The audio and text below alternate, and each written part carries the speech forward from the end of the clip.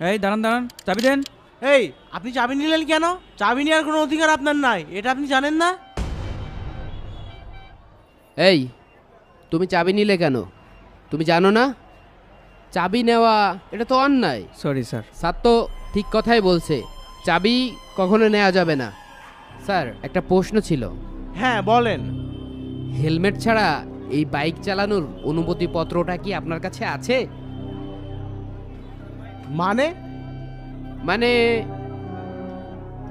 Driving licence আছে? Sir ওটা আনতে ভুলে গেছি। গাড়ির কাগজপত্র? ওটাও নেই স্যার। ড্রাইভিং লাইসেন্স নেই, বাইকের কাগজপত্র নেই, হেলমেটও নেই, তার উপর এই গাড়ির ফিটনেস আবার দুর্বল, আবার গাড়িতে রয়েছেন 3 জন। বাইকের যা অবস্থা, বাইকটা কি চুরাই বাইক টাইক নাকি? স্যার এটা চোরাই বাইক হতে যাবে কেন? ওর চাচা কুষ্টিয়া জেলার এমপি শামসুল আনোয়ার সাহেব। হ্যাঁ আমার চাচা এই জেলার রানিং এমপি। ও আচ্ছা, আপনি এমপি সাহেবের ভাইস্তে, তা আপনি আগে বলবেন না?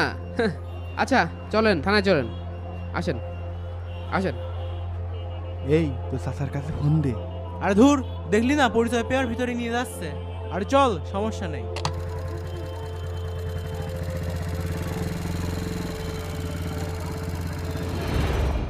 স্যার আসেন, বসেন। স্যার চাটা লাগবে না। হ্যাঁ আপনার তো রাস্তায় চলতে হেলমেট লাগে না, অ্যাক্সিডেন্ট হলে আপনার মাথার ঘেলুমেলু উড়ে গেলেও তো সমস্যা নেই, কারণ আপনি তো এমপি সাহেবের ভাইস্তে, তাই না? ড্রাইভিং লাইসেন্স, গাড়ির কাগজপত্র, হেলমেট, এগুলো তো আমাদের মতন সাধারণ পাবলিকের জন্য। আপনারা তো ভিআইপি পারসন, আপনাদের তো এগুলো লাগে না। না মানে স্যার। কিন্তু আমি কিভাবে বিশ্বাস করব যে আপনার চাচাই এমপি? মিথ্যাও তো হতে পারে। কি বলেন? আমি এখনই আমার চাচার সাথে আপনার কথা বলে দিচ্ছি। এই দেখেন। চাচার সাথে কথা বলিয়ে দে।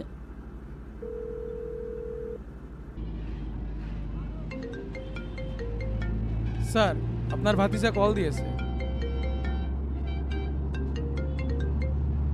হ্যালো চাচা। হ্যাঁ ভাতিজা, কি কোনো সমস্যা? হ্যাঁ পাহাড়ের চত্বর থেকে পুলিশ আমায় ধরেছে, আমি এখন থানায় আছি। কি? তোমাকে পুলিশে ধরেছে? তো আগে বলবো না? দাও ফোনটা অফিসারকে দাও। এই যে চাচা, এই নেন স্যার। আসসালামু আলাইকুম স্যার। স্যার আমি এসআই সোহেল বলছিলাম। ওয়ালাইকুম আসসালাম। সোহেল সাহেব, কি অবস্থা? এই ছেলেদেরকে আটকিয়েছেন